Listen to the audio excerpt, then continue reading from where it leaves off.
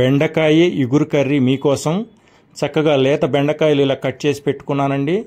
1 KG బెండకాయలు తీసుకున్నాను. అలాగే 3 ఉల్లిపాయలు కట్ చేసుకొని పోపు పెట్టుకొని 3 టేబుల్ స్పూన్ల ఆయిల్ వాడుకున్నానండి. పోపు పెట్టుకొని 1 రెబ్బ కరివేపాకు వేసుకొని పోపు పెట్టుకున్న తర్వాత ఆ ఆయిల్లో ఇలా ఉల్లిపాయలు కట్ చేసుకున్న ఉల్లిపాయలు వేసుకొని ఫ్రై చేస్తున్నానండి. అలాగే 1 స్పూన్ పసుపు వేశాను. ఈ ఉల్లిపాయలు మన గోల్డెన్ కలర్ అవసరం లేదండి. ఆ బాయిల్ అయిన తర్వాత మనం ముక్కలు వేసుకోవచ్చు. అలాగే 2 స్పూన్లు సాల్ట్ కూడా వేసాను. దీంట్లో 2 స్పూన్లు సాల్ట్ వాడాను. ఇప్పుడు బెండకాయ ముక్కలు మొత్తం కూడా దాంట్లో వేసుకొని చక్కగా ఇలా కదిలించుకుంటూ ఉంటే మనకి ఇగురు రెడీ అయిపోతుందండి. ముఖ్యంగా నేను చెప్పేది ఏంటంటే ఈ కర్రీ మీద మూత వాడకూడదండి.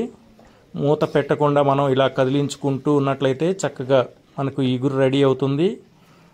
చక్కగా వేగుతాయి. చక్కగా బెండకాయలన్నీ మెత్తబడి ఇగురులాగా చక్కగా తయారవుతాయి. దీంట్లో ఎక్కువగా మనం వాడాల్సిన ఇంగ్రీడియంట్స్ ఏమీ లేవండి. 2 స్పూన్ల సాల్ట్, 1 స్పూన్ పసుపు, అలాగే 2 స్పూన్ల కారం వేసుకుంటే సరిపోతుంది. కారం కొంచెం స్పైసీగా తినేవాళ్ళు ఇంకొక స్పూన్ కూడా వేసుకోవచ్చు. నేనైతే 2 స్పూన్లు వేశానండి. నేను వాడింది పచ్చి కారం కాదండి. దీన్ని మసాలా కారం అంటారు. అంటే వెల్లిపాయ వేసి దంచిన కారం. దీన్ని పల్లెటూరులో సంబార్ కారం అని కూడా పిలుస్తారు.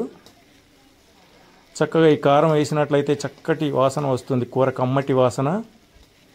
ఇలా కదిలించుకుంటూ ఉంటే మనకి కర్రీ ప్రిపేర్ అయిపోతుంది. 1 5 నిమిషాల్లో మనం కర్రీ రెడీ అయిపోతుందనగా మనం కారం వేసుకోవాలి. ముందుగా వేసుకోకూడదు.